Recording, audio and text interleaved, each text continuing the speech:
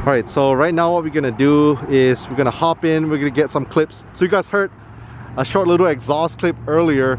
This thing shoots flames too, so E85, is it the E85 that's making it shoot flames, or? E85 it's a lot of fuel just to compensate for that much boost, and then it's a race header, a 3-inch exhaust, and there's not really much muffler or anything going on there, so yeah, anything that's unburnt comes out. And it doesn't, I mean, it doesn't sound obnoxiously loud, which is amazing. It sounds great. So yeah, we're gonna hop in the car, we'll probably get some like clips of him like driving, and then we'll also get some clips of in the car as well. All right, super awesome. We'll get this. Sounds good. Sounds good.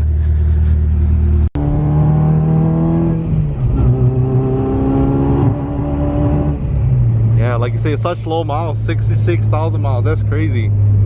7 years ago, was it brand new when you got it? No, it had 23,000 miles on it. Jeez. And like I said, I don't really drive in the winter, and work and school has always been very close for me, so my commute's really never been very far. I feel bad that we're making you drive it in rain. Yeah, it actually, yeah, you're right. It doesn't come out in rain all that often, but that's not necessarily intentional. I just usually like, oh, I have another car to drive. Yeah. But the S2000's sketchy in the rain, so this one will probably get driven more in sketchy weather now. So S2000, he also has a 9th Gen Civic Si? 9th Gen Si. That awesome. I'm gonna miss that car. I said I hated it the entire time I owned it, and now that like I have a buyer lined up and it's gonna go, I'm like, shit, I'm gonna miss this car. It's comfortable, it's in stock form, it's quick enough, it has enough torque to get you around town, and I'm just like, I don't know why I have this tendency to get rid of my most reliable cars and just stick with things that could be potentially problematic, but it happens.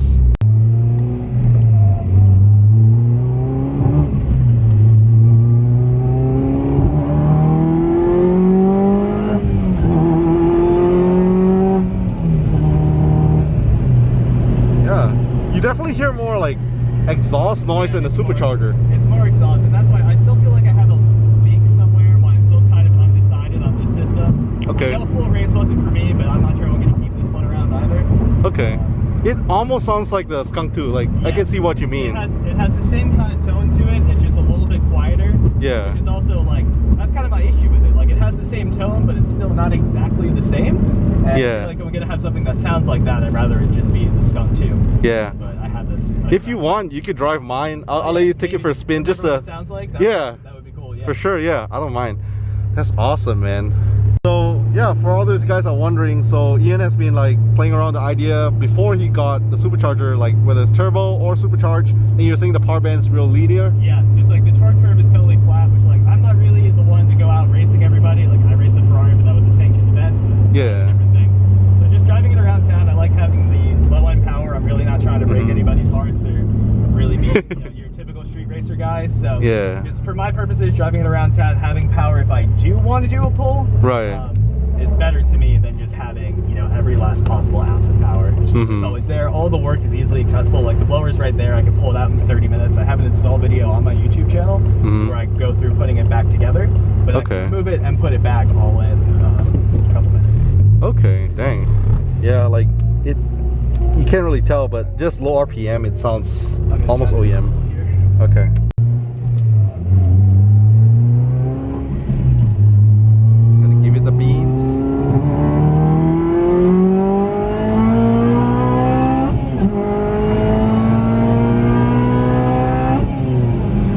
Ooh, dang, that was quick. So how much? There was a second, fourth, third and fourth. And that's pretty much wide open throttle? Yep, that was wide open. Okay, wow. You can feel, I mean, this car, it does not feel the lightest compared, well, at least compared to like the early gen, 6th gen and stuff, but it doesn't rips, man. And it puts the power down.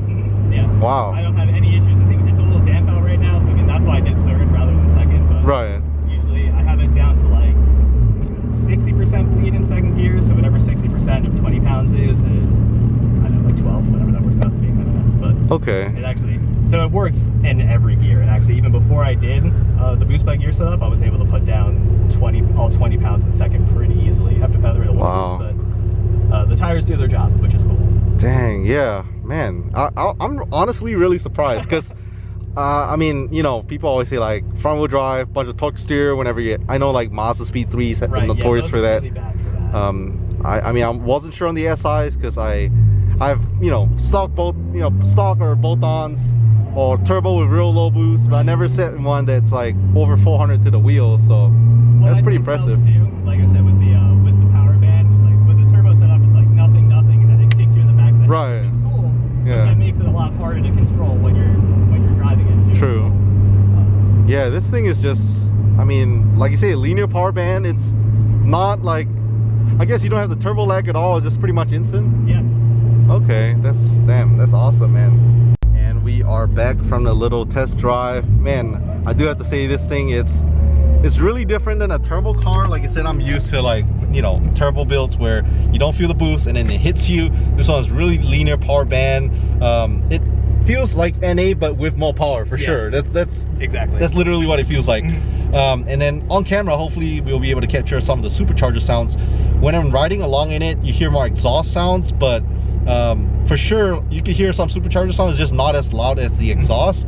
I'm pretty sure depending on what kind of exhaust setup you have. That's really it. When I had the full race exhaust, it was all blower noise all the time. So it just depends what you want to favor. I just like that's why I said I might regret selling you that full race exhaust, but we'll see what happens. They're not hard to come by, so I want another. I can always grab another one. Okay, nice. So actually right now I'm gonna toss the keys, my SI keys, over to Ian. Is gonna be less dramatic, but I'm gonna let him drive it around, just because he has been tossing around the idea of possibly getting a skunk to exhaust. He's not sure, but he goes through exhaust a lot. So like I said, I had that first one for 5 years, and that's the only one. Every time somebody asks me what exhaust should I get, I always miss the skunk too. I always want to go back to that one for whatever reason. It's the most loud one, but I loved it the whole time I had it. And everything else, I'm just like, maybe I want something else. That's the only one I actually really liked. So okay, nice. All right. So a lot less dramatic, but here are the keys. Let's do this. All right. Have you driven one that's, well, this is, I wouldn't say stock. It has full bolt-ons. So right now it's the skunk 2 header, skunk 2 exhaust, intake, cams, and a tune. So I'm guessing, I'm not 100% sure, I'm guessing to the wheel maybe anywhere from like 220 to 250, maybe 220, 230. What cams are in it? Skunk 2 cams. Okay. Yeah, so we shall see. Yeah, you can do whatever you want, whatever gear pulls you want.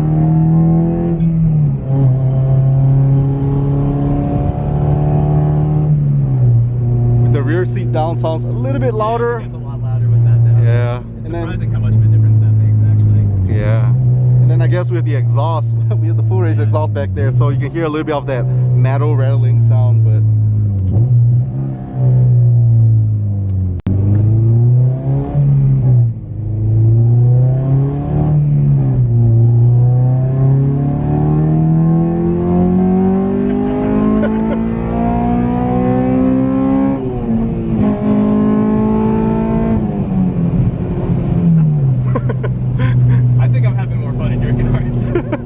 much slower, like twice the amount of power less. It's just so dramatic, and that's why I love this exhaust. It keeps going, it keeps going, and it's getting louder. Yeah. So what do you think? I guess exhaust right after getting out of your car, like exhaust wise, sound wise. This one's deeper. It has like a little bit more of a growl to it. It's lower. It's probably a little bit raspier, especially around town. And I think that's the difference. Like they sound pretty much the same, plus like that little bit of like lower tone. But this is just all around louder, like even lower RPMs. Mine's pretty tame and deep and controllable around town. This is just loud all the fucking time. Yeah, it is. Even like 2,000 RPM is like, I don't know, I can't really talk on the phone in this car. I had that issue for a while. Yeah.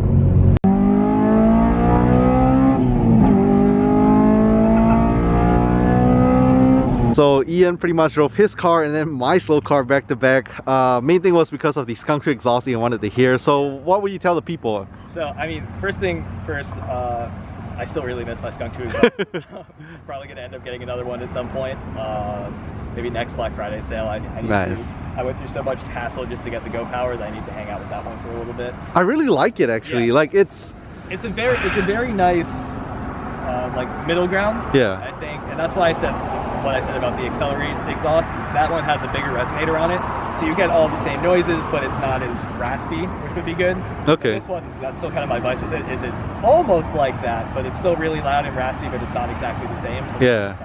it's middle ground, but it's not this. This is what I had for 5 years, and like since I got it, I'm like, this is what I remember. Like, so maybe I just have a little bit of emotional attachment to that specific exhaust. But you get that really classic like Honda VTEC sound, you know? Exactly. And that's why I like driving, because it's very dramatic. Like the slower pull through third and fourth gear, but I was I mean, you can attest to it. I was giggling the whole time. And like, this I'm just like, okay, third, fourth, all right, we're done. It didn't blow up. Cool. This I was having a good time. So if I could say one thing, and not that this isn't a good time, but if I could say one thing to anybody who wants to do it, I have no regrets, and I would probably do it again. I don't think that you need to spend all this money and do all this shit to your car just to have a good time. Right. You don't need it. These are very fun cars as they are.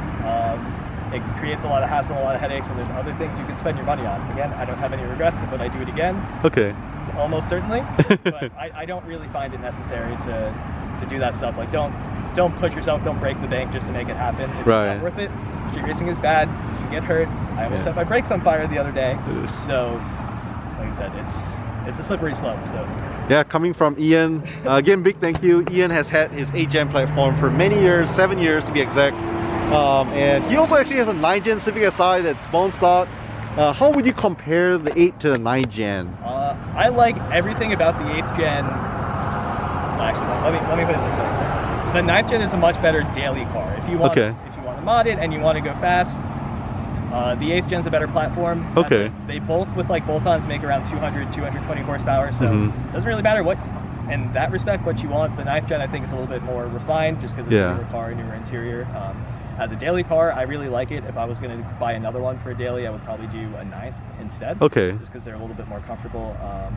Aesthetically, again, it's all subjective. It depends what you prefer. I prefer the way the 8th gens look, but like I said, and I have a little bit of seller's remorse, but getting rid of my 9th gen, I'm really sad to see it go. It's been a great car, and the low end torque just around town, just to drive around, it's been really nice to me, because as you know, even with mods, they're kind of like, okay, like, come on, get going. Right. It's just like, okay, you want to go, let's go.